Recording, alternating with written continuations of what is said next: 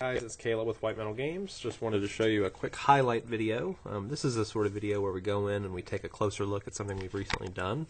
So I wanted to show you a couple of the figures we've done. This highlight video is going to show you our Ghost Rider figure. So this guy was for a client that requested a Nurgle style biker detachment for his Chaos Space Marine army, and he wanted a Ghost Rider style Lord for the bike army. So this is what we accomplished with it. Let me turn on the turntable so you can get a better look at them from all angles. So what you're looking at here is what we call a Tier 3 project. It's kind of our officer's project, or a more detailed level of painting. You can see a lot of blending there on the flames, and some decent work on the armor. Very trim, very colorful, very Nurgle inspired. So for this particular client, they have a red earth pattern for their Mars base. I don't like this at all.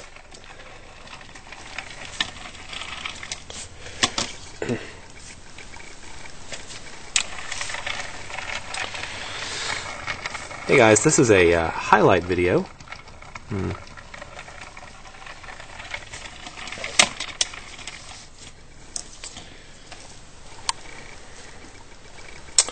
Hey guys, it's Caleb with White Metal Games, and just wanted to show you a quick highlight video on a few pieces we've worked on recently.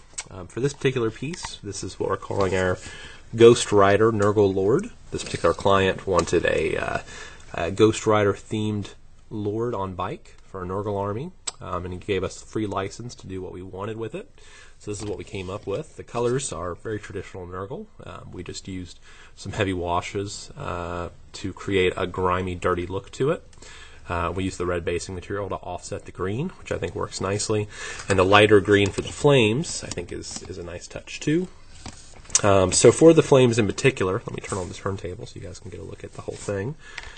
For the flames, because they're difficult to sculpt in that way to make it very animatic, what we did was we used tentacles from a variety of kits, but mostly Chaos Spawn, to create this look of writhing flames. And then we just blended those out to the tips with lighter and lighter shades of green. For the head in particular, the head is actually from a a Vampire Counts kit, which is their large flying carriage.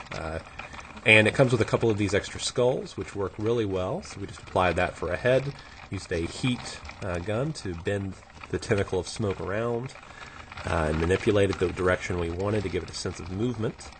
And then we applied tentacles to the other places as well, filled the gaps in, and just applied paint. So that's about it for him. This is what we're calling our Ghost Rider figure.